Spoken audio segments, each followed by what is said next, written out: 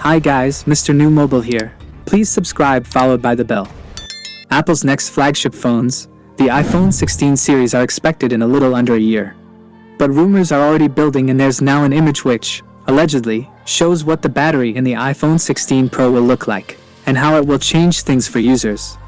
The only remaining units used for the third generation iPhone SE, suggesting that Apple has no plans to resurrect Touch ID as a method to authenticate on the iPhone in the immediate future. It is also worth pointing out that there are no noteworthy rumors about the return of Apple's fingerprint scanning technology for the iPhone 16 lineup that are still dependable. Reports suggest that the fourth generation iPhone SE will feature Face ID, replacing the last iPhone model that still features Touch ID.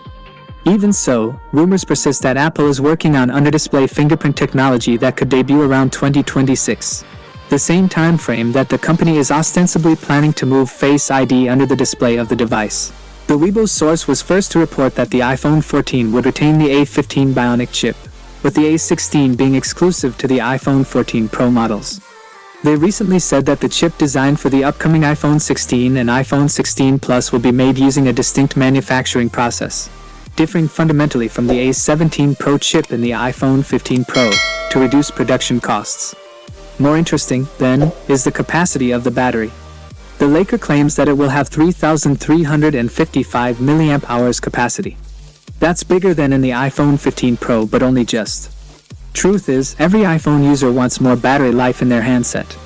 It's the most crowd-pleasing upgrade around, I'd say, so even a small increase like this, which is just 2.5% larger than the 15 Pro, is good news.